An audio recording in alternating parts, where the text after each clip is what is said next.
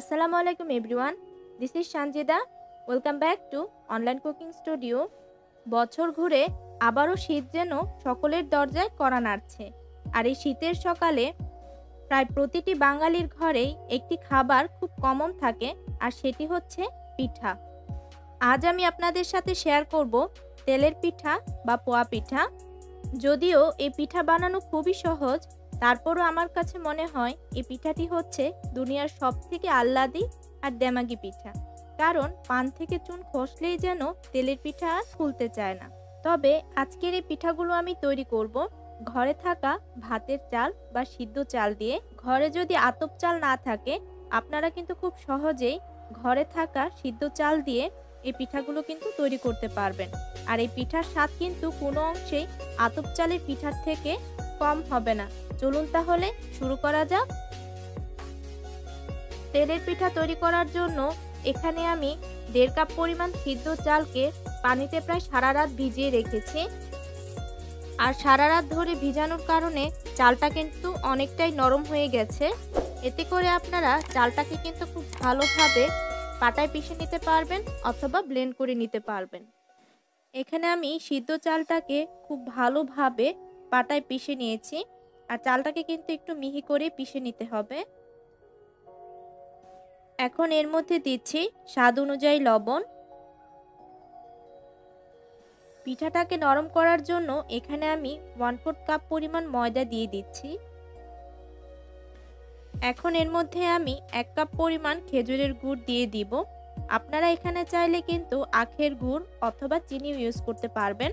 তবে খেজুরের গুড় দিয়ে পিঠা তৈরি করলে পিঠার স্বাদ কিন্তু অনেক গুণে বেড়ে যায়।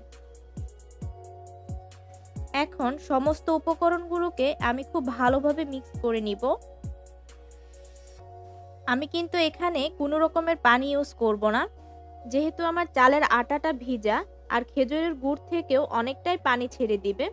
দেখে নিশ্চয়ই বুঝতে পারছেন এটা কতটা পাতলা হয়েছে। পিঠার ব্যাটারের ঘনত্বটা কিন্তু ঠিক এরকম হতে হবে। যদি আপনাদের পিঠার ব্যাটারের ঘনত্বটা পাতলা অথবা বেশি ঘন হয়ে যায়, তবে আপনারা এখানে সামান্য পরিমাণ ময়দা অথবা পানি ইউজ করতে পারবেন। তবে এগুলোর পরিমাণটা কিন্তু একটু বুঝে দিতে হবে। পিঠার ব্যাটারটা রেডি হয়েছে কিনা সেটা চেক করার জন্য একটি আঙ্গুল চুবিয়ে দেখতে পারেন। দেখুন পিঠার ব্যাটারটা একবারে পড়ছে না, একটু ছিঁড়ে ছিঁড়ে পড়ছে। তবেই বুঝে নিতে হবে পিঠার ব্যাটারটা রেডি হয়ে গেছে। এখন এই পিঠার ব্যাটারটাকে আমি 15 মিনিটের জন্য রেস্টে রেখে দিব। 15 মিনিটের জন্য পিঠার ব্যাটারটাকে রেস্টে রেখে দিলে ব্যাটারটা আরও একটু সেট হয়ে যাবে। যখনই আমি এগুলোকে তেলে ছাড়বো, তখনই কিন্তু পিঠাগুলো খুব ভালোভাবে ফুলে যাবে। আর যতবারই আমি পিঠার ব্যাটারটা তেলে ছাড়বো, ঠিক এরকমভাবে একটু নেড়ে চেড়ে দিয়ে তারপর ব্যাটারটা তেলের মধ্যে ছেড়ে দিতে হবে। তেলের পিঠাগুলোকে ভাজার জন্য এখানে আমি একটি লোহার কড়াইয়ের মধ্যে পর্যাপ্ত পরিমাণে তেল গরম করে নিয়েছি। এখন আমি পিঠার ব্যাটারটা তেলের মধ্যে দিয়ে দিচ্ছি। আপনারা কিন্তু চাইলে এখানে বড় কোনো চামচ দিয়েও পিঠার ব্যাটারটা দিয়ে দিতে পারেন।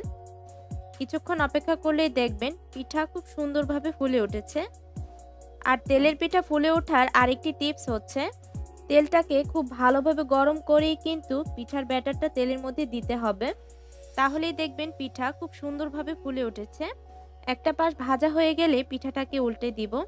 আর এই তেলের পিঠাগুলোকে কিন্তু একটু উল্টে পাল্টে ভেজে নিতে হয়।